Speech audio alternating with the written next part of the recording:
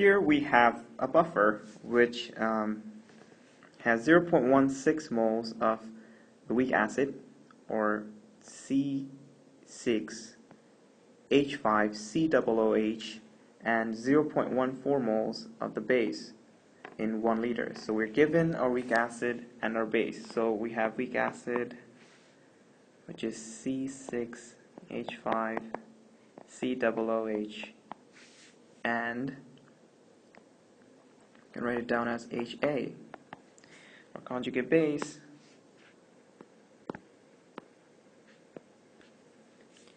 is therefore going to be C6H5COO minus, since that is what our A minus should be like. It should have one H less and a charge less as well. Now, we're also given the amount we have, and it's in 1 liters, so the moles are going to be the same as the molars, or the concentration.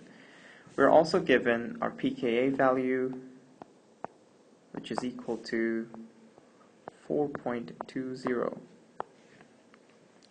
Now that we have everything noted down, we can move on to check which reaction we can use for the istables. So to start off, we have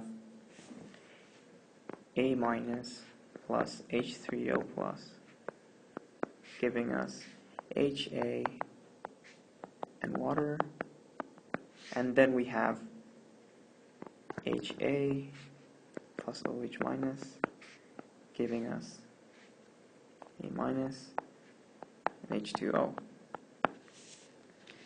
Now this one is when acid is being added,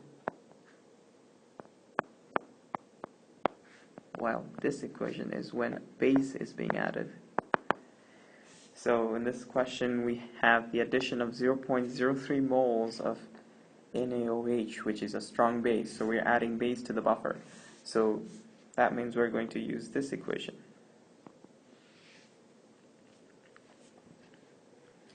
Next up we have the istable. So initially we have 0.16 molar of the weak acid, and its base has a concentration of 0.14 molar.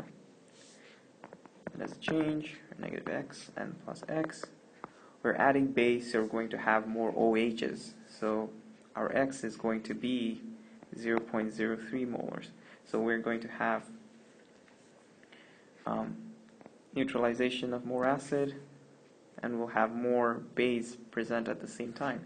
So we will have final concentrations as 0.13 molar for the weak acid and 0.17 molar for the conjugate base. Now that we know what our weak acid is, which one our conjugate base is, and then our pKa value, and also the final concentrations of our weak acid and base, we can go on to find the resulting pH using the Henderson-Hasselbalch equation. Now, the Henderson-Hasselbalch equation is pH equal to pKa plus log of base over acid, which is the same as pKa plus log over A minus, which is our base, and HA, which is our acid. Now, pKa is 4.20, which is already given to us.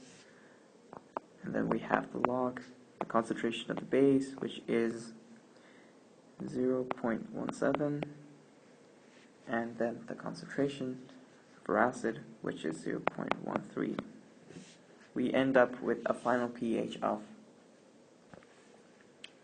4.32, which is very well within the plus minus 1 range for pH, which should be for the pH and the pKa changes. This is also the final answer. That is all for buffers. Thank you very much for watching.